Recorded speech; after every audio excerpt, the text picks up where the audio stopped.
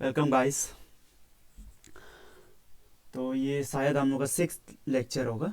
तो six lecture होगा। हम लोग लास्ट क्लास में पार्लियामेंट्री फॉर्म ऑफ गवर्नमेंट हम लोग पढ़ रहा था, ठीक है। अभी हम लोग कंटिन्यू करेगा। ओके। कुछ स्टूडेंट्स वो थोड़ा दो तीन स्टूडेंट्स कुछ बोल रहा था हमको, ठीक है, कि मेरा ही स्टूडेंट्स है कि आप तो फ्री में सबको पढ़ा दे रहा है, तो हम लोग का फ़ायदा क्या हो गया, ऐसा टाइप का ना। तो ऐसा नहीं सोचना है, ठीक है। सबको क्या क्या करें, देखो अभी लॉकडाउन चल रहा था, ये क्लास हम स्टार्ट नहीं कर सकते, ठीक है। क्लास जब स्टार्ट नहीं कर सकता है तो क्या होगा। तो हम और आप लोगों के साथ ये ऑनलाइन ये गूगल मीट या ये क्या जूम ये सब भी हम नहीं कर सकते, क्योंकि आप लोग खुद बोलते हैं कि इंटरनेट ठीक नहीं है, ठीक है, मीटिंग ठीक से नहीं हो पाता है। तो हम क्या करेगा बोलो। तो इसलिए हम YouTube में अपलोड किया, ठीक है। हम मेरा ऐसा कोई इंटेंशन नहीं था कि हमको YouTube सुपरस्टार बनना, ऐसा कुछ नहीं, ठीक है। आप लोग के लिए हम किया था, तो बहुत लोग को लाभ हो रहा है, तो अच्छा बात है ना। आप लोग ऐसा नहीं सोचना है कि वो लोग को भी लाभ हो रहा है, ऐसा नहीं सोचना, ठीक है। फ्री में मिल रहा है, वैसा ये फ्री नहीं है। जो जो मेरा स्टूडेंट, ये स्टूडेंट नहीं है विजन का, जो देख रहा है, ये आप लोग के लिए फ्री नहीं है, ठीक है। ये आप इसका कुछ फीस है। फीस क्या है अभी हम बता रहा, ठीक है। फीस ये है कि आपको कोई नीडी पर्सन को आपको हेल्प करना है, ठीक है। आपको कोई भी नीडी पर्सन को हेल्प करना है, कहीं भी, ठीक है। जरूरी नहीं वो आदमी हो, ठीक है। सपोज कोई एनिमल्स भी हो सकता है, कुत्ता हो गया, ठीक है। ये स्ट्रे डॉग्स जो होता है ना, आप उसको मदद करो, ठीक है। वही मेरा फीस है, ठीक है। आप लोग इसको फ्री मत सोचो, ठीक है। बिल्कुल फ्री नहीं है, तो आप लोग करना, ठीक है। अच्छा, तो अभी हम लोग आगे डिस्कशन शुरू करता है, ठीक है। डिस्कशन शुरू करेगा। तो लास्ट टाइम हम लोग ये पढ़ा था कि आ, ये पढ़ा था, ओके। हम लोग पार्लियामेंट्री फॉर्म ऑफ गवर्नमेंट पढ़ा था, ठीक है। इसका कलर थोड़ा चेंज कर देता, ठीक है। ओके। नाउ एक यहाँ पे बात यह है कि पार्लियामेंट्री फॉर्म ऑफ गवर्नमेंट को और एक नाम से डिनोट करता हम लोग, वेस्ट मिंस्टर, MINSTER, ठीक है। वेस्ट मिंस्टर मॉडल ऑफ गवर्नमेंट भी बोलते हैं, ठीक है। और हम लोग लास्ट लेक्चर में ये पढ़ा था कि ये जो पार्लियामेंट्री फॉर्म ऑफ गवर्नमेंट जो है ना, पार्लियामेंट्री फॉर्म ऑफ गवर्नमेंट हम लोग कहाँ से मिला था, हम लोग कहाँ से लिया था, कहाँ से बोरो किया था, आपको याद होगा, यूके से किया था, ठीक है। तो एग्जाम में कभी कभी ये पार्लियामेंट्री फॉर्म ऑफ गवर्नमेंट कहाँ किससे किया है ऐसा नहीं पूछ के, वेस्टमिंस्टर मॉडल ऑफ गवर्नमेंट कहाँ से, कौन सा देश से हम लोग लिया है बोलने से आंसर क्या हो जाएगा, यूके, ठीक है। तो ये ध्यान रखना। तो वेस्टमिंस्टर मॉडल और पार्लियामेंट्री मॉडल, ये फॉर्म ऑफ गवर्नमेंट सेम चीज होता है, ठीक है। अभी हम लोग ये पढ़ चुका है कि इंडिया में क्या है, पार्लियामेंट्री फॉर्म ऑफ गवर्नमेंट है, और यूके में भी पार्लियामेंट्री फॉर्म ऑफ गवर्नमेंट है, ठीक है। तो ये दोनों में डिफरेंस क्या है अभी हम लोग ये देखिए, ठीक है। India parliamentary form of government है, लेकिन रिपब्लिक है, ठीक है। रिपब्लिक है, रिपब्लिक मतलब आपको हम बता चुका था, क्या है जल्दी से बताओ, वहीं से चिल्लाओ, क्या, जिसमें head of the state elected होता है। लेकिन यूके में हम बताया था कि इट्स मोनार्क, ठीक है, जिसमें head of the state elected नहीं होता है, ठीक है। तो वहां पे मोनार्क चल रहा है, ठीक है। वहां पे मेरा हमारा क्वीन जो है वो है हेड ऑफ द स्टेट, ठीक है।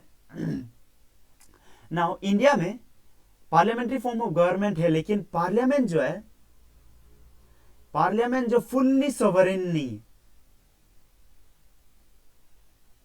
समझ में आ रहा है।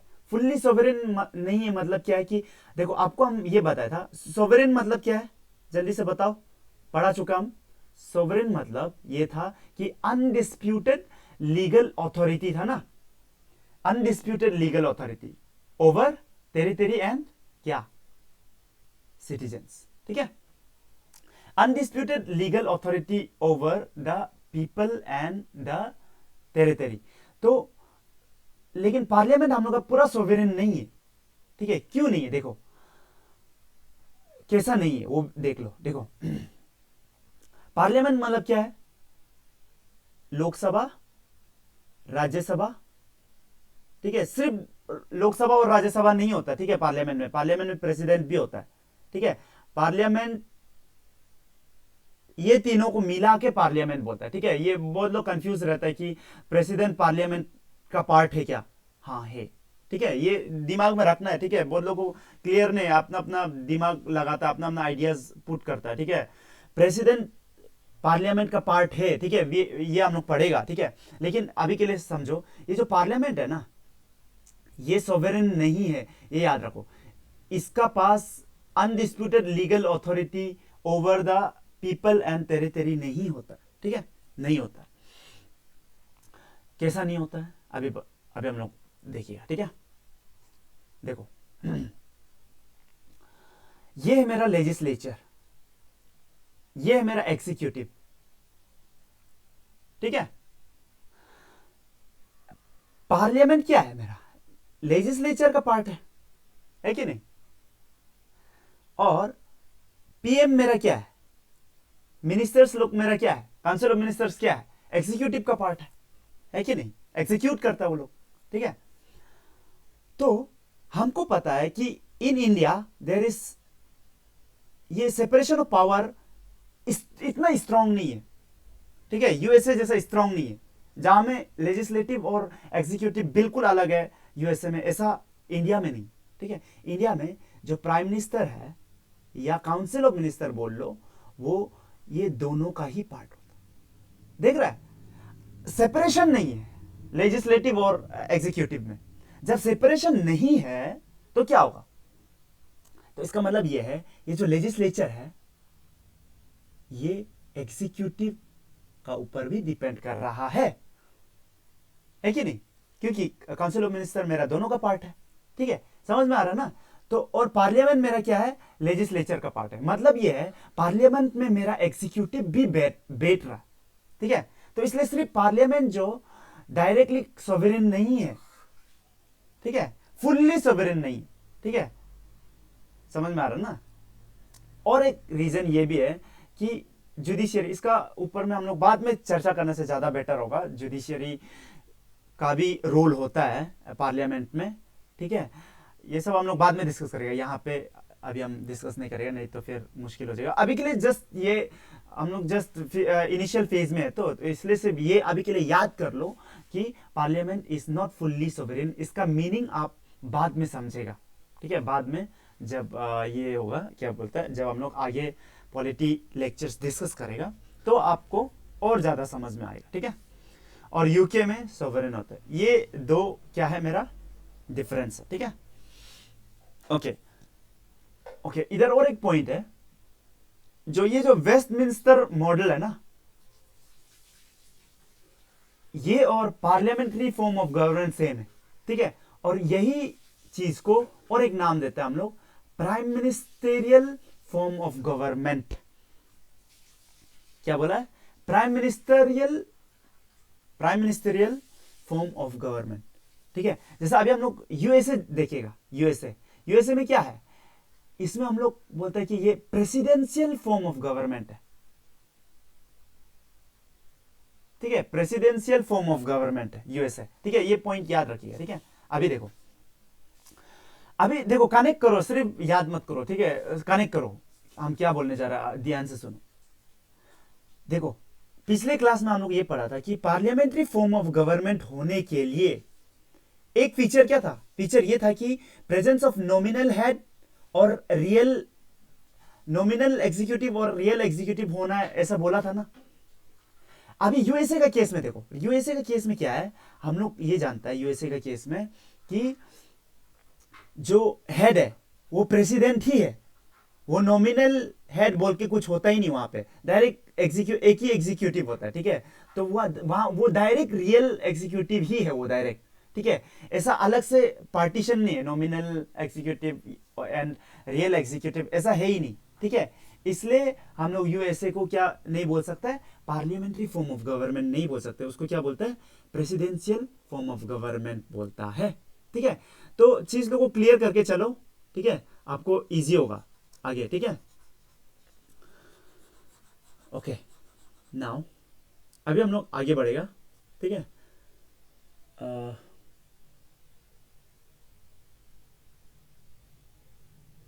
ओके, तो हम लोग पढ़ क्या रहा था, हम लोग ये पढ़ रहा था कि फीचर्स ऑफ इंडियन कॉन्स्टिट्यूशन पढ़ रहा था। तो 5th तक हो गया था। 5th में हम लोग क्या पढ़ा, Indian constitution is parliamentary form of government. ठीक है, ओके, ना पार्लियामेंट्री फॉर्म इंडिया में होता है। ठीक है, 6th अभी हम लोग पढ़ेगा। ठीक है, synthesis of parliamentary sovereignty and judicial supremacy. देखो अभी यहां पे बहुत इंपॉर्टेंट चीज आएगा। ठीक है, अभी हम यूएसए अगर देखिएगा ना, यूएसए को अगर एग्जांपल लेके देखिएगा ना, तो यूएसए में क्या है कि जुडिशियल सुप्रीमेसी बहुत हाई है, जुडिशियरी सुप्रीम है। ठीक है, वहां जुडिशियरी बहुत ज्यादा पावरफुल है। ठीक है, जुडिशियल सुप्रीमेसी। लेकिन इंडिया में क्या है, हम लोग का पार्लियामेंट्री सोवरेनिटी भी है और जुडिशियल सुप्रीमेसी भी है। ठीक है, जुडिशियरी भी बहुत स्ट्रांग है इंडिया में। ठीक है, प्लस पार्लियामेंट भी बहुत स्ट्रांग है, उसका भी अपना सोवरेन राइट्स है। हालांकि फुल्ली सोवरेन नहीं है इंडिया, ये हम लोग बता चुका है। ठीक है, कहीं ना कहीं जुडिशियरी का भी इंपैक्ट आता है पार्लियामेंट में, जिसको अभी बाद में हम लोग पढ़ेगा। ठीक है, जुडिशियल रिव्यू बोल के। ठीक है, वो हम लोग जब बाद में फंडामेंटल राइट्स पढ़ने के बाद जब कोर्ट्स पढ़ेगा, सुप्रीम कोर्ट्स पढ़ेगा, ठीक है, या हाई कोर्ट्स पढ़ेगा, उसमें हम लोग देखिए कि जुडिशियल रिव्यू बोल के एक चीज होता है। ठीक है, जुडिशियल रिव्यू हम हल्का से यहाँ पे डिस्कस कर लेगा। ठीक है, जुडिशियल रिव्यू मतलब क्या होता है, देखो ये होता है, सपोज पार्लियामेंट एक लॉ पास कर लिया। ठीक है, ये लॉ पार्लियामेंट तो पास कर लिया, अपना उसका सोवरेन राइट से पास कर लिया। ठीक है, लेकिन होता क्या है, ये जुडिशियरी जो है ना, ये लॉ कॉन्स्टिट्यूशनल है कि अनकॉन्स्टिट्यूशनल है, ये रिव्यू कर सकता है जुडिशियरी। ठीक है, सुप्रीम कोर्ट ये डिसाइड कर सकता है कि आप जो लॉ बनाया है मोदी जी, आप ये जो लॉ बनाया है, ये लॉ कॉन्स्टिट्यूशनल है कि अनकॉन्स्टिट्यूशनल है। ठीक है, तो इसका मतलब क्या है, पार्लियामेंट्री भी कहीं ना कहीं जुडिशियरी का एम्बिट में आता है। ठीक है, इसलिए इंडिया में क्या बोलता है, इट्स नॉट फुल्ली सोवरेन। ठीक है, okay, now so it is synthesis of parliamentary sovereignty and judicial supremacy. ठीक है, ओके, यहाँ पे क्या क्या कुछ लिखा हुआ है देख लो। पार्लियामेंट्री सोवरेनिटी कहाँ पे है, यूके में। ठीक है, यूके में पार्लियामेंट ज़्यादा सुपीरियर है। ठीक है, जुडिशियल सुप्रीमेसी कहाँ पे मिलता है, यूएसए में मिलता है, ये हम बता दिया। इंडिया में दोनों होता है, लिख दिया। Parliament can amend the major portion of the constitution through the constituent power. Okay, आप अपना पावर से पार्लियामेंट अमेंड कर सकता है। चलो ठीक है, अमेंड कर सकता है। ओके, जुडिशियल सुप्रीमेसी में क्या होता है, अच्छा ये पॉइंट जो है, ये पार्लियामेंट्री सोवरेनिटी का पॉइंट है। ठीक है, पार्लियामेंट्री सोवरेनिटी में कॉन्स्टिट्यूशन को पार्लियामेंट जो अमेंड कर सकता है कॉन्स्टिट्यूशन को। ठीक है, और जुडिशियल सुप्रीमेसी होने के लिए उसमें क्या होता है कि judiciary can declare parliamentary law unconstitutional. ठीक है, कोई अगर अनकॉन्स्टिट्यूशनल एक लॉ ठीक ठाक नहीं है, कॉन्स्टिट्यूशन के हिसाब से नहीं है, तो जुडिशियरी इसको अनकॉन्स्टिट्यूशनल घोषित कर सकता है। ठीक है, तो ये दोनों ही फीचर इंडिया में। ठीक है, इसलिए इंडिया क्या है, synthesis of parliamentary sovereignty and बोलो जुडिशियल सुप्रीमेसी। ठीक है, now seventh features, independent and integrated judiciary. Obviously independent तो आप समझ रहा है। ठीक है, ये अच्छा इसको यहाँ थोड़ा सा हम डिस्कस कर सकते हैं, लेकिन चलो थोड़ा कर ही लेते हैं। देखो, अच्छा, जुडिशियरी अपना इंडिपेंडेंट है कि नहीं? देखो, क्योंकि थोड़ा देर पहले हम लोग यहाँ पे पढ़ा था कि लेजिस्लेचर और एग्जीक्यूटिव जो है, लेजिस्लेटिव विंग और एग्जीक्यूटिव जो है मेरा इंडिपेंडेंट नहीं, ठीक है, दोनों में ये है, क्या है, काउंसिल ऑफ मिनिस्टर दोनों में रहता है, ठीक है, तो डायरेक्टली ये नहीं है, इंडिपेंडेंस नहीं, ठीक है। ओके, नाउ अभी क्वेश्चन ये है कि जुडिशियरी इंडिपेंडेंट बॉडी है कि नहीं, ठीक है। आप लोग सोचो, सिर्फ यहाँ आके सिर्फ सुन के जाएगा ये मत सोचो, सुन के जाने से कुछ नहीं मिलेगा, आप लोग को सोचना है, दिमाग क्यों दिए भगवान, ठीक है। तो आप लोग को सोचना है, आप लोग को इसका ऊपर में कंटेम्पलेट करना है, तभी जाके आप लोग का ये शाइन करेगा, ठीक है, आप लोग का जो अंडरस्टैंडिंग है, ठीक है। अच्छा, तो अभी आप लोग बताओ, जुडिशियरी इंडिपेंडेंट है कि नहीं? यहाँ लिख दिया इंडिपेंडेंट, लेकिन ये क्वेश्चनेबल है, ठीक है, इसको यहाँ लिखने में तो हम लोग लिख देता है, ठीक है, जब भी हम लोग ये पढ़ता है ना, तब कभी कभी बहुत चीज हम लोग वो नहीं कर पाता, थियोरिटिकली पढ़ता है, ठीक है, थियोरिटिकली तो इंडिपेंडेंट है, ठीक है, लेकिन प्रैक्टिकली इंडिपेंडेंट है कि नहीं, ये आपको सोचना है, ठीक है। आप लोग इसका बारे में पढ़ा होगा न्यूज़पेपर या करंट अफेयर्स में, NJAC, national judicial appointment commission या कमिटी है, ठीक है, देख लेना। मैंने जजेस को अपॉइंट करने के लिए ये बॉडी बनाया था, जिसमें लेजिस्लेटिव विंग का भी रोल था, ठीक है, ऐसा कुछ हुआ था। चलो लेट्स, हम सोच रहे थे कि यहाँ पे डिस्कस नहीं करेंगे, चलो डिस्कस कर ही लेते हैं, ठीक है। सुप्रीम कोर्ट का जो जज है उसको ये अपॉइंटमेंट देने के लिए एनजेएसी बोल के एक कमीशन बैठाया था, ठीक है, जिसमें जो कमिटी में क्या होगा, हमारा शायद से पीएम उसका एक वो था, एक मेंबर था, ठीक है, पीएम उसका एनजेएसी का एक मेंबर था, ठीक है। तो क्या हो गया, जुडिशियरी का को अपॉइंटमेंट में एग्जीक्यूटिव का भी हाथ आ रहा है ना, तो इन ए वे ये इंडिपेंडेंट नहीं है, दिख रहा है ना। तो इसीलिए बाद में सुप्रीम कोर्ट बोला कि ये एनजेएसी का जो कंसेप्ट है ना, ये ठीक नहीं, ये जुडिशियरी को इंडिपेंडेंट होने नहीं दे रहा है, ठीक है। तो ऐसा टाइप का ये दिया था, क्या दिया था, ऑर्डर दिया था, ठीक है, सुप्रीम कोर्ट। तो ये जस्ट हम एक्स्ट्रा नॉलेज दे रहा था, ठीक है, लेकिन ये याद रखो कि हम लोग बोलने में तो यही बोलेगा कि आवर जुडिशियरी इज इंडिपेंडेंट, ठीक है। ये हालांकि एनजेएससी को काट दिया, ठीक है, आजकल इसको नहीं मानता है, अभी अलग एक सिस्टम है जो हम लोग बाद में जुडिशियरी पढ़ते समय हम लोग पढ़ेंगे, ठीक है। ओके, नाउ इंडिपेंडेंट तो हम लोग समझ गया ना। नेक्स्ट वर्ड, इंटीग्रेटेड जुडिशियरी, ठीक है, इंटीग्रेटेड जुडिशियरी मतलब इंटीग्रेटेड है, मतलब ये है कि देखो, इसको समझने के लिए आपको यूएसए फिर जाना हो।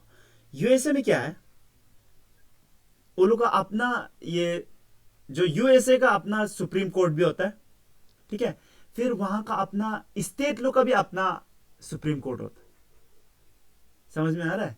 तो स्टेट का जो सुप्रीम कोर्ट है वो जो स्टेट लॉ से डील करे, और यूएसए का जो फेडरल कोर्ट जो बोलता है ना, फेडरल सुप्रीम कोर्ट जो है ना, वो जो सेंट्रल लॉ को क्या करेगा, देखेगा, ठीक है। नाउ इंडिया में ऐसा नहीं, इंडिया में सुप्रीम कोर्ट स्टेट लॉ को भी देखेगा एंड सेंट्रल लॉ को भी देखेगा, ठीक है, हाई कोर्ट भी, ठीक है, सबऑर्डिनेट कोर्ट्स, ये इंटीग्रेटेड है, ये तीनों इंटीग्रेटेड है, ठीक है। ओके, इतना तक क्लियर है, इतना तक क्लियर है, तो आगे बढ़ता है, ठीक है, क्लियर कर करके चलो, बाद में आप लोगों को ये करने में बहुत इजी हो जाएगी। ओके ओके, इंडिपेंडेंट है कि नहीं, इसमें कुछ कुछ पॉइंट्स दिए, कैसा हम लोग का ये जुडिशरी इंडिपेंडेंट है, कुछ कुछ पॉइंट्स दिए। देखो, सिक्योरिटी ऑफ टेन्योर ऑफ जजेस, जजेस का जो टेन्योर है वो सिक्योर्ड है, ठीक है। फिक्स, ये आप लोग पढ़ लो, ठीक है, ये इतना सिंपल सा पॉइंट सब है, ठीक है। फिक्स सर्विस कंडीशन फॉर जजेस, जजेस का फिक्स सर्विस है बोल रहा है। All the expenses of supreme court are charge from consolidated fund of India, ठीक है। इसके बारे में हम लोग बाद में डिस्कस करेगा, अभी के लिए इसको याद करना है तो कर लो, ठीक है। इसके बारे में यहाँ डिस्कस करेंगे तो बहुत लंबा हो जाएगा, ठीक है। Ban on practice after retirement, कोई भी जज रिटायर होने के बाद प्रैक्टिस नहीं कर सकता है, ठीक है। क्यों? तो गड़बड़ होगा ना, तो उल्टा पुल्टा हो सकता है, ठीक है। उल्टा पुल्टा यूज कर सकता है, ठीक है। Okay, prohibition on discussion on conduct of जज इन लेजिस्लेचर, लेजिस्लेचर में मतलब राज्यसभा या लोकसभा में जजेस का बारे में आप डिस्कस नहीं कर सकते कि ये जो जजमेंट दिए ये तो गड़बड़ है, ये सब नहीं बोल सकते, ठीक है। जजेस के ऊपर में ये नहीं कर सकता, ठीक है। ओके, नाउ एक क्वेश्चन आया था यूपीएससी में, आया था 2016 कि 8-17 में आया था, ठीक है। गार्जियन ऑफ द कॉन्स्टिट्यूशन बोल के आया था, ठीक है। गार्जियन ऑफ द कॉन्स्टिट्यूशन बोल के आया था। ऑप्शन में था प्रेसिडेंट, पार्लियामेंट, सुप्रीम कोर्ट, और एक था, देखो ये हमको याद नहीं आ रहा, ठीक है, प्राइम मिनिस्टर। चलो ठीक है, क्वेश्चन आया था कि ये लोग चारों में से ABCD, इसमें से गार्जियन ऑफ द कॉन्स्टिट्यूशन कौन है? तो चुपचाप क्या आंसर क्या हो जाएगा? सुप्रीम कोर्ट, सुप्रीम कोर्ट, ठीक है, गार्जियन। ओके, नाउ अगर एग्जाम में defender, defender of the constitution बोलने से कौन हो जाएगा आंसर? क्या हो जाएगा आंसर? याद रखना, प्रेसिडेंट हो जाएगा। ये नोट करो, ठीक है, यहां नहीं लिखा वो, ठीक है, एक्स्ट्रा नोट डालो। ओके, जो प्रेसिडेंट है वो है हम लोग का protector and defender of constitution, ठीक है। एग्जाम में ये ध्यान रखिए, अगर प्रोटेक्टर या डिफेंडर बोल देगा तो प्रेसिडेंट है, लेकिन गार्जियन बोला तो सुप्रीम कोर्ट है, ठीक है। आप लोग इसमें कंफ्यूज नहीं करना है। फिर फंडामेंटल राइट का गारंटर कौन है पूछेगा अगर, तो वो भी सुप्रीम कोर्ट है। क्यों? क्योंकि देखो, जब भी आपका फंडामेंटल राइट वायलेट होगा ना, आप सपोज कोई गवर्नमेंट आपका फंडामेंटल राइट को वायलेट कर दिया, एब्रोगेट कर दिया, ठीक है, तो उसको, ये फंडामेंटल राइट को कौन वापस लाएगा? गारंटी कौन दे रहा है? सुप्रीम कोर्ट, ठीक है। एंड सुप्रीम कोर्ट को और एक नाम से जाना जाता है, हाईएस्ट कोर्ट ऑफ अपील। इसका बारे में हम लोग बाद में डिस्कस करेंगे, ठीक है। अपील क्या है, क्या नहीं है, क्यों इसको एपेलेट जुरिस्डिक्शन बोलते हैं इसको। अभी के लिए हम लोग यहाँ डिस्कस नहीं करेगा, अभी के लिए ये याद रखो कि हाईएस्ट कोर्ट ऑफ अपील किसको बोलता है? सुप्रीम कोर्ट को बोलता है, ठीक है ना। 8th, obviously fundamental rights. अगर फंडामेंटल राइट्स नहीं है तो क्या होगा? ये तो गड़बड़ है ना, तब सिटीजन्स को आप ये राइट्स नहीं दे रहा, ठीक है। So this is one of the most important feature of our Indian constitution. हम लोग कहाँ से बोरो किया था? हम लोग पढ़ चुका है, यूएसए से बोरो किया था। ये कहाँ पे है? पार्ट 3 में है। आर्टिकल कितना नंबर से कितना नंबर? 12 to 35। ये सब याद करना है, ठीक है। छोटा छोटा छोटा चीज है, याद करना है बस। 12 to 35, ठीक है, याद करना है, कुछ नहीं। Okay, fundamental rights are justiciable in nature. Justiciable मतलब क्या है कि अगर आपका वायलेट होता है फंडामेंटल राइट्स तो आपको जस्टिस मिलेगा। इसको बोलता हम लोग justiciable in nature. Justiciable in nature मतलब एनफोर्सिएबल इन कोर्ट्स। कोर्ट का दरवाजा खटखटा सकता है आप, अगर आपका फंडामेंटल राइट वायलेट होता है, ठीक है। समझ में आ रहा है? तो इसका बारे में हम लोग बाद में डिस्कस करेंगे, यहां हम लोग डिस्कस नहीं करेगा। एनफोर्स कैसा करता है? ये रिट्स से करता है, ठीक है। रिट्स क्या है क्या नहीं है ये अभी हम लोग यहाँ डिस्कस नहीं करेगा। यहाँ डिस्कस करेगा तो फिर लंबा हो जाएगा, फिर मीनिंग नहीं होगा, ठीक है। वहाँ बाद में तो हम लोग डिस्कस करेंगे ही ये, ठीक है। Okay, fundamental rights has reasonable restrictions, ये सब भी हम लोग पढ़ेगा, यहाँ पे अभी के लिए छोड़ दो, ठीक है। ये कंफ्यूज हो जाएगा नहीं तो, ठीक है। ओके, नाउ DPSP 8 का बाद DPSP इज ऑल्सो है इंपॉर्टेंट। क्या important? Feature of our Indian constitution. DPSP मतलब directive principles of state policy. ठीक है, ये मेरा पार्ट 5 में, पार्ट 5 ऑफ द कॉन्स्टिट्यूशन। ठीक है, अच्छा चलो एक एग्जांपल लेते हैं। ठीक है, विदाउट द एग्जांपल आपको समझ में नहीं आएगा। ठीक है, नाउ राइट टू एजुकेशन है ना, आरटीई बोलते हैं हम लोग। राइट टू एजुकेशन अभी हम लोग का क्या है, फंडामेंटल राइट है। राइट टू एजुकेशन में क्या है, 14 एज तक आपको क्या करना है, ये गवर्नमेंट को फ्री एजुकेशन प्रोवाइड करना है। ये है ना राइट टू एजुकेशन। अगर ये किसी को नहीं मिल रहा है, ये फंडामेंटल राइट वायलेट हो जाएगा, तो क्या कर सकता है, फंडामेंटल राइट वायलेट होने से हम लोग कोर्ट जा सकता है, अभी भी बताया था। ठीक है, नाउ जब 1947 में हम लोग देश आजाद हुआ, ठीक है, जब कॉन्स्टिट्यूएंट असेंबली कॉन्स्टिट्यूशन बना रहा था, कॉन्स्टिट्यूशन को जब बना रहा था, तब ये वो लोग का दिमाग में आया था, ठीक है, कि हम हर इंडियन सिटीजन्स बच्चा को, सबको एजुकेशन देना चाहिए हम लोग।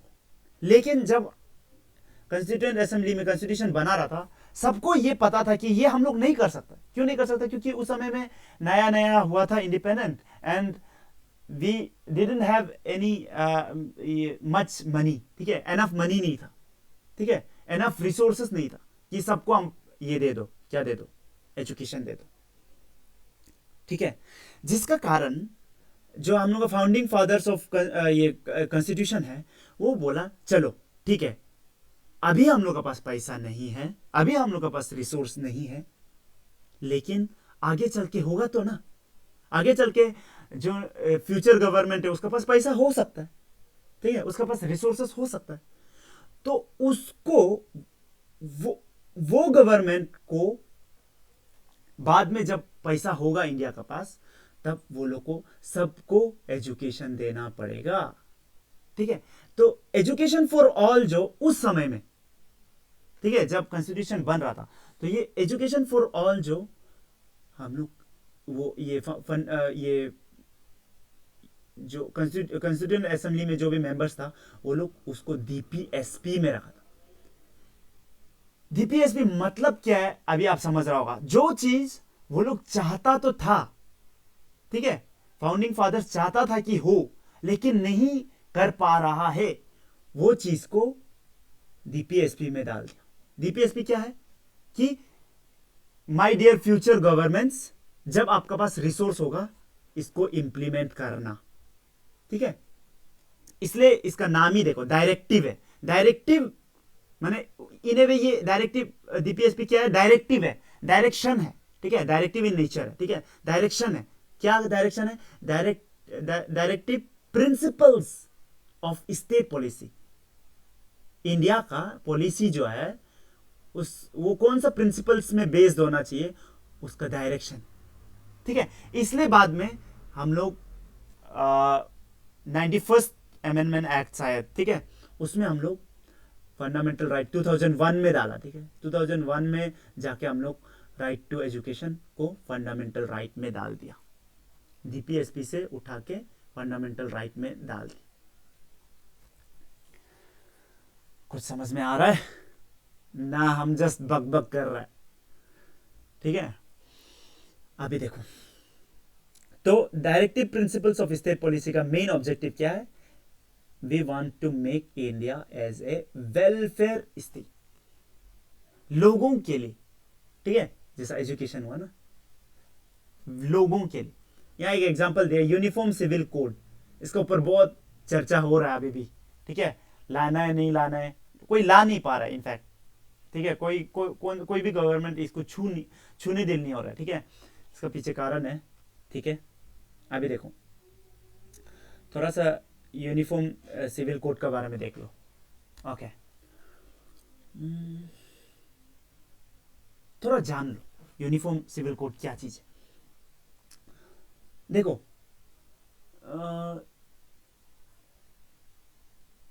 3 टाइप का लॉ होता है। ठीक है, criminal, criminal laws, civil laws and personal laws. Criminal आपको पता हो गया, क्राइम से रिलेटेड है, क्रिमिनल लॉ, ठीक है। Then civil law, obviously land, ठीक है, जो क्रिमिनल नहीं है, लैंड वैन जितना भी, ठीक है। Okay, now personal law. आप जब शादी करेगा तो पर्सनल लॉ, ठीक है। अभी देखो, हिंदू मैरिज एक्ट एक है, ठीक है। फिर मुस्लिम का अपना लॉ है, मुस्लिम लॉज, ठीक है ना। पर्सनल लॉ जो है, ऑब्वियसली क्रिमिनल और सिविल लॉ में ऑलमोस्ट ये ऑलमोस्ट 100% सबका, सबके लिए सेम है। आप हिंदू हो, सिख हो, क्रिश्चियन हो, मुस्लिम हो, कोई फर्क नहीं पड़ता। लेकिन पर्सनल लॉ में बहुत डिफरेंसेस है, समझ रहा। अकॉर्डिंग टू मुस्लिम लॉ आप ज्यादा शादी कर सकते हैं, ठीक है। आप एक से ज्यादा कर सकते हैं। हिंदू में ऐसा अलाउड नहीं, हिंदू मैरिज एक्ट में, ठीक है। डिफरेंस देख रहा है, अगर आप डिफरेंस देख रहे तो आपको बहुत क्लियर होगा, ठीक है। ओके, अगर ये बात है,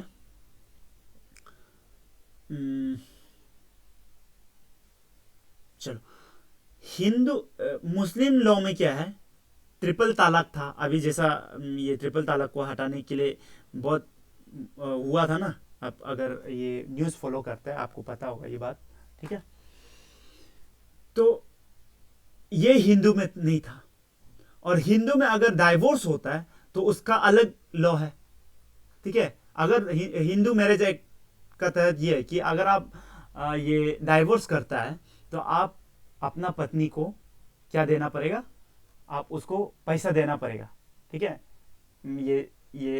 ये कंटिन्यू करने के लिए, ठीक है, उसका लाइफ अच्छा से चलने देने के लिए, तो वो देना पड़ेगा। मुस्लिम लॉ फिर थोड़ा सा अलग है, उसमें बोलेगा कि नहीं हमको देना नहीं, देना जरूरी नहीं, ऐसा सा था, ठीक है। इसके ऊपर फिर और बाद में हम लोग डिस्कस करेगा, ठीक है। ये नाम भूल गया, एक केस है खातून, कुछ खातून है, ठीक है, खातून केस, ठीक है। उसमें एक लड़की, एक मुस्लिम औरत का केस है वो, ठीक है।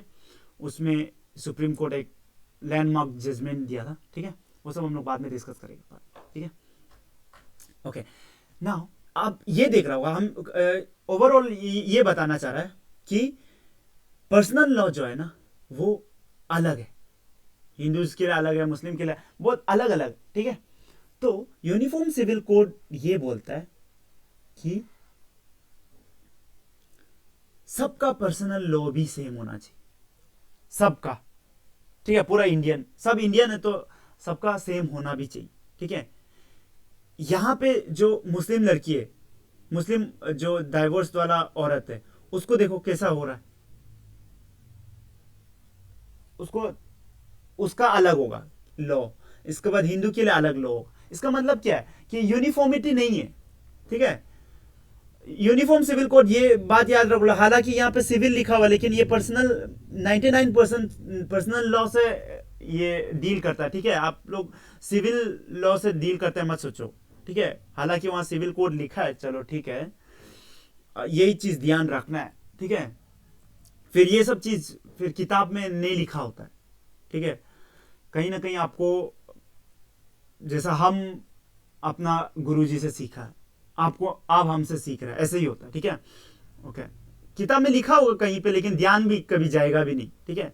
ओके, नाउ ये यूनिफॉर्म सिविल कोड उस समय में नहीं ला सकता था जब हम लोग कॉन्स्टिट्यूएंट असेंबली बैठा हुआ था और ये चल रहा था, कॉन्स्टिट्यूशन बना रहा था। उस समय में यूनिफॉर्म सिविल कोड लाना बहुत मुश्किल था। क्यों? क्योंकि मार काट चल रहा था, पूरा मारा मारी चल रहा था, हिंदू मुस्लिम पूरा मारा मारी हो रहा था, ठीक है। तो उस समय अगर ये यूनिफॉर्म सिविल कोड ला देने से तो सिचुएशन और थोड़ा और ज्यादा वोलाटाइल हो जाना था, ठीक है, तो गड़बड़ हो सकता था। इसलिए यूनिफॉर्म सिविल कोड को उस समय में डायरेक्टली इंप्लीमेंट नहीं किया था, इसलिए उसको डीपीएसपी में डाला था, ठीक है। फ्यूचर गवर्नमेंट आप ये यूनिफॉर्म सिविल कोड को लाना, ऐसा बोला था, ठीक है, इसलिए डीपीएसपी में, और ये अभी तक डीपीएसपी में, ठीक है, कोई गवर्नमेंट इसको चेंज करने का हिम्मत नहीं रखा, ठीक है। अभी ये मोदी गवर्नमेंट थोड़ा सा इसका ऊपर में ट्राई कर रहा है, ठीक है, यूनिफॉर्म सिविल कोड लाने के लिए, इसलिए ये ट्रिपल तलाक सब हटाने का ये हुआ था ना। ओके, नाउ ये डीपीएसपी है, ये non justiciable in nature. Justiciable मतलब क्या बोला था थोड़ा देर पहले, जल्दी से बताओ।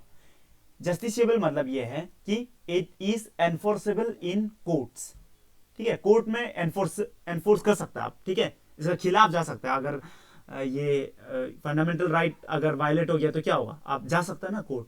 लेकिन डीपीएसपी अगर वायलेट हुआ आपका, ठीक है, सपोज यूनिफॉर्म सिविल कोड नहीं मान रहा है, ठीक है, इंडिया लागू नहीं किया, तो आप ये नहीं बोल सकते कोर्ट को, देखो ये यूनिफॉर्म सिविल कोड को नहीं मान रहा है, ऐसा कैसा होगा, ठीक है। तो इसलिए ये डीपीएसपी क्या है, नॉन जस्टिसिएबल इन नेचर, ठीक है। इधर एक चीज याद कर लेना, यूनिफॉर्म सिविल कोड आर्टिकल 44 में है, ये बहुत आने का चांस है, ठीक है, इस बार आर्टिकल 44 यूनिफॉर्म सिविल कोड याद कर लेना, ठीक है। ओके, नाउ 10 फीचर है फंडामेंटल ड्यूटीज, पार्ट 4A कैसा हो गया ए, क्योंकि ये बाद में अमेंडमेंट का जरिए लाया गया था। 1976 में क्या हुआ, मेरा जो ये मैडम इंदिरा गांधी का जो गवर्नमेंट है, वो एक 42nd अमेंडमेंट एक्ट पता चल रहा होगा ना, चेंज करने के लिए। अमेंडमेंट मतलब क्या है कि चेंज करने के लिए कॉन्स्टिट्यूशन में, ठीक है। तो 42nd अमेंडमेंट एक्ट में पार्ट 4A इंसर्ट किया गया था, जहां पे मेरा फंडामेंटल ड्यूटीज था, ठीक है। आप लोग फंडामेंटल राइट बहुत ज्यादा बहुत फंडामेंटल राइट बोलता है, ये लो आप लोग को हम फंडामेंटल ड्यूटीज भी देता है, मैडम इंदिरा गांधी दे दिया, ठीक है। So this is also non justiciable in nature, ठीक है, नॉन जस्टिसिएबल इन नेचर। आप अगर कोई फंडामेंटल ड्यूटीज नहीं निभा रहा है तो वो आप उसमें कोर्ट नहीं जा सकते, ठीक है।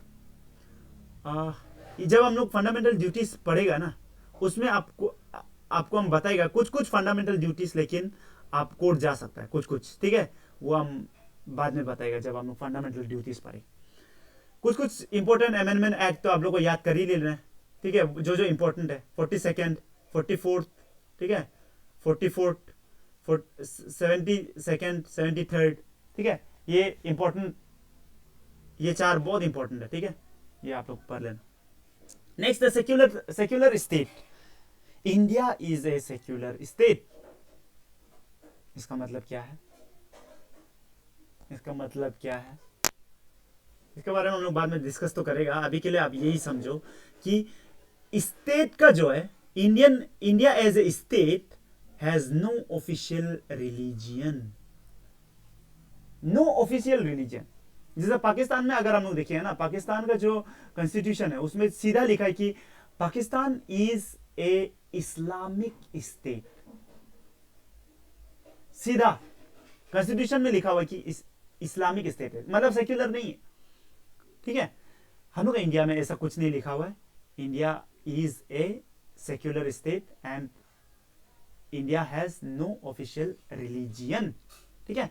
प्रियम्बल में हम लोग का जो प्रियम्बल के बारे में हम बताएगा बाद में, ठीक है। हम लोग का जो प्रियम्बल है कॉन्स्टिट्यूशन का, उसमें सेक्युलर वर्ड भी है, ठीक है, जिसको बाद में ऐड किया था, 42nd अमेंडमेंट एक्ट में ऐड किया था। तो 42nd अमेंडमेंट एक्ट में अभी बताया था आपको, फंडामेंटल ड्यूटीज भी ऐड किया था और सेक्युलर वर्ड भी आया था, ठीक है।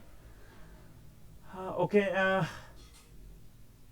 बाद में हम और डिस्कस करेगा इसके बारे में। अभी के लिए जस्ट ये याद रखो कि सेक्युलर वर्ड को प्रियम्बल में 42nd अमेंडमेंट एक्ट में लाया गया था, ठीक है।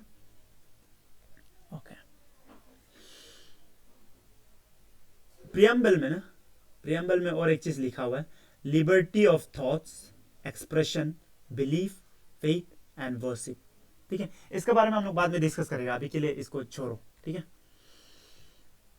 मीनिंग तो आप समझ ही गया होगा, liberty of thoughts, expression, belief faith and worship, देख रहा है, बिलीफ फेथ एंड वर्शिप, ये भी लिखा हुआ है प्रीएम्बल में, इसका मतलब सेक्युलर ही है, ठीक है।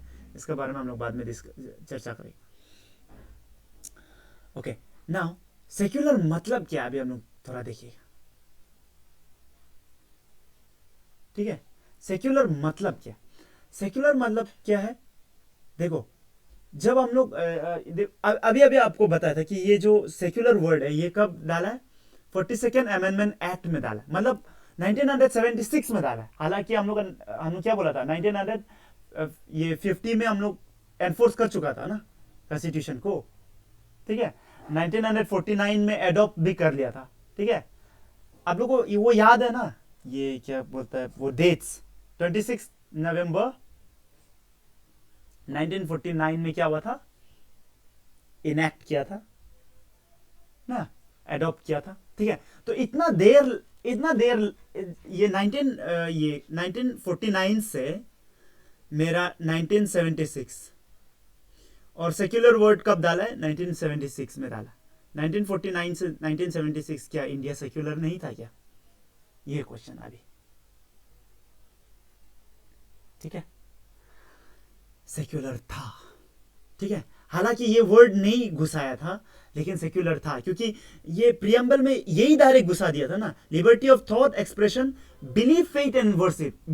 Liberty of belief faith and worship मतलब ही क्या है, सेक्युलर है। तो लेकिन तो बी आर अम्बेडकर साहब को सेक्युलर ये वर्ड डालने में प्रॉब्लम क्या हुआ, क्योंकि वो सेक्युलर वर्ड तो पहले से चल ही रहा था अलग कॉन्स्टिट्यूशन में, ठीक है, अलग देश लोग का कॉन्स्टिट्यूशन में ये सेक्युलर वर्ड तो था ही, ठीक है। लेकिन बी आर अम्बेडकर साहब नहीं डाला, ठीक है, इसमें नहीं डाला, कॉन्स्टिट्यूशन में ये वर्ड को नहीं डाला। तो क्यों नहीं डाला, इसके पीछे एक रीजन है, बहुत अच्छा रीजन है, देख लो इसका मेन रीजन क्या है। देखो वेस्ट में जो सेक्युलर का जो कंसेप्ट है ना, थोड़ा अलग है, इंडियन सेक्युलर कंसेप्ट से वेस्ट का सेक्युलर कंसेप्ट अलग है। देखो वेस्ट में क्या है कि स्टेट और रिलीजन बिल्कुल अलग है, ठीक है। एक कंट्री और रिलीजन बिल्कुल अलग अलग चीज है, ठीक है, बिल्कुल अलग चीज है, स्टेट और religion. There is divorce between, इधर लिखा, divorce between state and religion, ठीक है। नाउ इंडिया में लेकिन ऐसा नहीं, ठीक है, डाइवोर्स नहीं। कैसा, अभी एग्जांपल एक लेते, अगर फ्रांस जाएगा ना, आप अगर फ्रांस जाएगा तो आपको क्या होगा, आप ये देखिएगा कि वहां पे जो लड़की लोग, जो मुस्लिम अगर एक औरत है, ठीक है, वो बुरखा पहन के नहीं निकाल सकता बाहर, ठीक है। आप अपना रिलीजन को आप अपना अंदर रखो, अपना घर का अंदर इंडिविजुअल रखो, ठीक है, आप वो नहीं कर सकता। मतलब स्टेट जो है रिलीजन से बिल्कुल अलग है, ठीक है। रिलीजियस अफेयर्स में स्टेट का कोई रोल नहीं होगा, लेकिन इंडिया में अलग है। इंडिया में तो आप बुरखा पहन के निकलो, क्या है, कोई प्रॉब्लम नहीं। इनफैक्ट यहाँ पे स्टेट और रिलीजन अलग ही नहीं, क्या उल्टा इंडियन जो गवर्नमेंट होता है ना, वो जो ये क्या बोलता है, जो मुस्लिम है ना, मुस्लिम जब उधर ये मक्का मदीना जाता है ना, ये उसके लिए इसको क्या बोलता है, अरे जो यात्रा करता है, तो इसका एक वर्ड है ना, याद नहीं आ रहा, ठीक है। आप लोग याद है तो आप लोग को याद आ रहा होगा हम क्या बोलना चाह रहा, ठीक है। ये मक्का मदीना जब घूमने जाता है मुस्लिम लोग, तो इनफैक्ट हज, ठीक है, ये हज यात्रा बोलता है ना ये लोग का, मुस्लिम लोग का, तो स्टेट उल्टा सब्सिडी भी देता है मुस्लिम्स लोग को, ठीक है। तो इंडिया में क्या है, देखो रिलीजन और स्टेट अलग नहीं है, ठीक है। अमरनाथ यात्रा जब जाता है हिंदू लोग, तो स्टेट क्या करता है, इंडियन गवर्नमेंट क्या करता है, आर्मी डिप्लॉय करता है, ठीक है, वो यात्रा लोग का, जो यात्री लोग जो है वो लोग का सुरक्षा के लिए आर्मी डिप्लॉय करता है, ठीक है। तो इंडिया में स्टेट और रिलीजन ये डाइवोर्स नहीं, ठीक है। इनफैक्ट इंडिया में आप उल्टा मदद करता है, ठीक है। इंडिया में कंसेप्ट ये है कि इंडियन सेक्युलर और वेस्टर्न सेक्युलर में आप डिफरेंस पता चल रहा होगा कि इंडिया में आप ये एज ए गवर्नमेंट या एज ए स्टेट आप उल्टा हर रिलीजन को आप मानता है, ठीक है, आप हर रिलीजन को उल्टा मदद भी करता है, ठीक है। लेकिन वेस्ट में ऐसा नहीं है, स्टेट रिलीजन से कोई रिलेशन ही नहीं, बिल्कुल अलग चीज है, ठीक है। यही यही कंसेप्ट, ठीक है। देखो अभी यही लिखा है, सेक्युलर का मीनिंग इंडिया में डिफरेंट फ्रॉम वेस्टर्न कंसेप्शन, ठीक है। वेस्ट में क्या होता है, डाइवोर्स है, एंड इंडिया में क्या है, it is a positive concept, equal status and respect, बहुत इंपॉर्टेंट वर्ड बोला, equal status and respect to all religion. West में क्या था, स्टेटस या रेस्पेक्ट ऐसा कुछ है ही नहीं, कुछ है ही नहीं, मैंने रिलेशन ही नहीं है स्टेट और रिलीजन में, ठीक है। समझ में आ रहा है ना?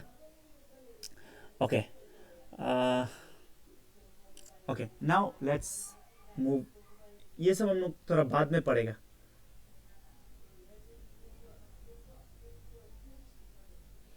ये जो है ना article 15 equality before law, article 14 sorry 15 15 15 आप लोग अगर देखिएगा ना, अच्छा इसको देख लो आप लोग, ठीक है। ये लक्ष्मीकांत में अपेंडिक्स 1 में ये आर्टिकल्स लिखा होगा, तो आर्टिकल 14 आप लोग खोल के देखो, अभी इक्वालिटी बिफोर लॉ होगा, ठीक है। आर्टिकल 15 क्या होगा, ये होगा क्या कहते हैं, ये डिस्क्रिमिनेशन नहीं होना है, ठीक है, on the grounds of race, religion, caste, sex and place of birth, ऐसा तो रिलीजन वर्ड आया ना।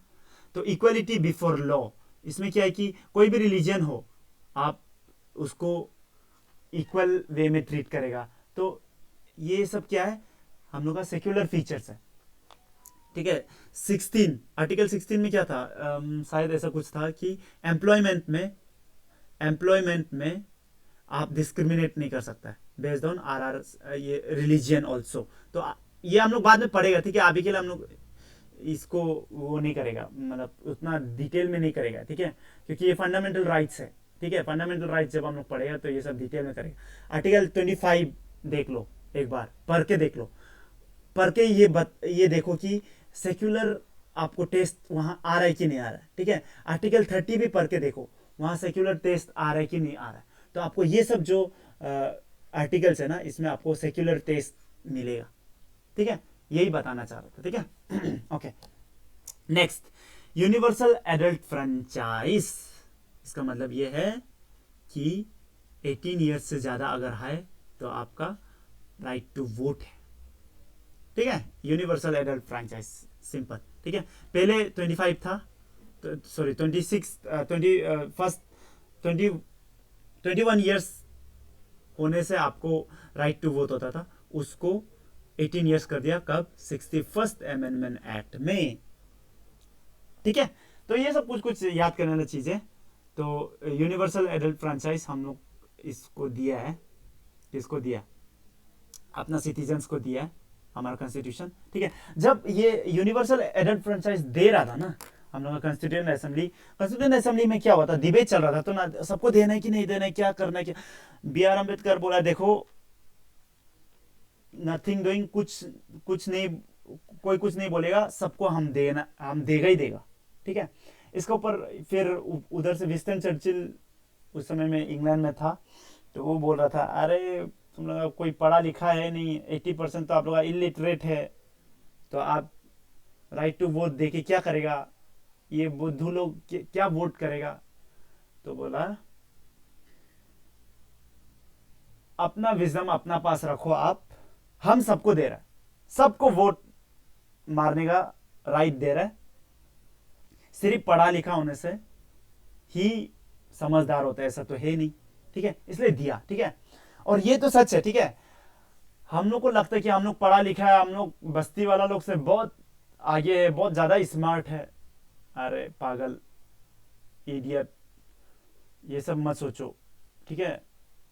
वो लोग हालांकि पढ़ा लिखा नहीं है, वो लोग का लाइफ का प्रति जो अंडरस्टैंडिंग है ना बहुत हाई है, ठीक है। वो लोग को गाँव लिया है, ये सब ऐसा मत देखो, ठीक है। कभी दिन एक आइलैंड में छोड़ देगा ना दोनों को, एक बस्ती वाला और आपको, बस वो जी लेगा, आप मर जाएगा। आप जितना ये आर्टिकल याद करो ना, आप जितना आईएएस बन लो ना, ठीक है, आप जितना सीईओ बन लो, आप देखो हम लोग खुद को बहुत बड़ा सोचता है, ये बहुत गलती है, ठीक है। कुछ नहीं है, ठीक है, कुछ भी नहीं है। हम लोग खुद को स्मार्ट सोचता है, ये बहुत बड़ा गलती है। स्मार्ट क्या है? स्मार्ट आप खुद सोच के देखो, क्या स्मार्ट? आप जो भी जानता है, आप बस आपका पास इंफॉर्मेशन ज्यादा है बस, ठीक है, कोई स्मार्ट नहीं, ठीक है। बहुत लोग, कुछ कुछ स्टूडेंट हमको बोलते हैं सर आप इतना इंफॉर्मेशन, आप इतना सकता है, आप बहुत टैलेंट है, आप बहुत जानता है। अरे कुछ नहीं जानता है, ठीक है। हम खुद को आप लोग से ज्यादा सुपीरियर नहीं समझता है, ठीक है। मेरा पास सिर्फ इंफॉर्मेशन ज्यादा है आप लोग से थोड़ा सा, वही सिर्फ है। इसमें कोई सुपीरियर सुपीरियर या इंफीरियर का कुछ बात ही नहीं। वी आर ऑल इक्वल, ठीक है। लाइफ में जो एक्सपीरियंस है ना, वो और आपका इंफॉर्मेशन जो है ना, वो अलग अलग चीज है, ठीक है। एक्सपीरियंस जिसका पास ज्यादा है, हाँ, उसको हम लोग सुपीरियर मान सकते हैं। लेकिन इंफॉर्मेशन किसी के पास ज्यादा है, रट्टा बजा है, कोई मतलब नहीं, ठीक है, कोई मतलब नहीं। ओके, आगे बढ़ता है, ठीक है। नाउ यूनिवर्सल एडल्ट फ्रेंचाइज हो गया। ओके, तो यहाँ कुछ कुछ पॉइंट्स हैं। Universal adult franchise makes democracy broad based, obviously broad कर दिया, सबको, ज्यादा आदमी को वोट करने का ये मिल गया ना, तो ब्रॉड बेस्ड है, ठीक है। प्रिंसिपल ऑफ इक्वालिटी है, ठीक है, प्रिंसिपल ऑफ इक्वालिटी है, ठीक है। प्रोटेक्ट माइनॉरिटी इंटरेस्ट, माइनॉरिटी होने से भी आपको वोट करने मिलेगा, ठीक है, ये सब है, ठीक है। इसके बारे में हम लोग बाद में और डिस्कस करेगा, अभी तो हम जस्ट ऊपर ऊपर से बता रहे हैं, ठीक है। अभी तो शुरू भी नहीं हुआ अच्छा से पॉलिटी, अभी तो हम जस्ट फीचर्स बता रहे हैं। सिंगल सिटीजनशिप, इसका बारे में हम लोग डिस्कस कर चुका है। Through dual polity, dual polity मैंने dual government, centre and state, ठीक है। फिर सिंगल सिटीजनशिप, फ्रेटर्निटी का बारे में हम बताया था। फ्रेटर्निटी मतलब ब्रदरहुड। सिंगल सिटीजनशिप क्यों दिया? क्योंकि हम लोग सबको लगना चाहिए कि हम लोग एक है, वी आर इंडियन बोल के, ठीक है, वन, तो हम लोग सिर्फ इंडियन सिटीजनशिप दिया, ठीक है। देन इंडिपेंडेंट बॉडीज, बहुत सारा इंडिपेंडेंट बॉडीज क्रिएट किया हम लोग ये इसमें इंडियन कॉन्स्टिट्यूशन में, जैसा इलेक्शन कमीशन ऑफ इंडिया, ठीक है, जो फ्री एंड फेयर इलेक्शन कराता है। सिर्फ फ्री एंड फेयर नहीं, यहाँ एक इंपॉर्टेंट पॉइंट ये है, देखो ये बहुत इंपॉर्टेंट है। फ्री एंड फेयर तो होना ही है इलेक्शन, ऑब्वियसली पीरियडिक भी होना, ये बहुत ज्यादा इंपॉर्टेंट, ठीक है। पीरियडिक भी होना, पीरियडिक भी क्यों होना है? क्योंकि पीरियडिक नहीं होगा अगर कल ये बोलेगा, ये मोदी जी बोलेगा अभी से हम 20 साल तक सिर्फ हम ही प्राइम मिनिस्टर बने, हम ही रूल करें, ऐसा नहीं बोल सकते। क्यों नहीं बोल सकते? क्योंकि पीरियडिक इलेक्शन होना बहुत जरूरी है। तो पीरियडिक इलेक्शन होगा तभी वो एक डेमोक्रेसी का एक फीचर है, इंपॉर्टेंट फीचर है, ठीक है। पीरियडिक होना बहुत जरूरी है, फ्री एंड फेयर तो होना ही है, ठीक है। Okay, now controller auditor general, ठीक है, इसका बारे में भी हम लोग पढ़ेगा, ठीक है। अभी के लिए जस्ट नाम को थोड़ा ये करो, याद करो। यूपीएससी, एसपीएससी, ठीक है। एसपीएससी मतलब स्टेट पब्लिक सर्विस कमीशन, ठीक है, एपीसीएस जो बोलता है आप लोग, ठीक है। अच्छा, रिक्रूटमेंट कौन करता है? यूपीएससी का प्रेसिडेंट अपॉइंट करता है, एसपीएससी का गवर्नर। तो ये सब थोड़ा थोड़ा याद करने वाला चीज सब है, ठीक है।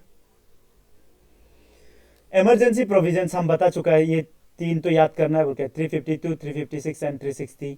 National emergency, presidential rule, president rule and ये फाइनेंशियल इमरजेंसी, ये सब हम लोग पूरा बताया, ठीक है। ओके, और हम ये बताया था कि ये तीनों क्या है, क्वासी फेडरल फीचर्स है, ठीक है। Quasi federal features. ओके,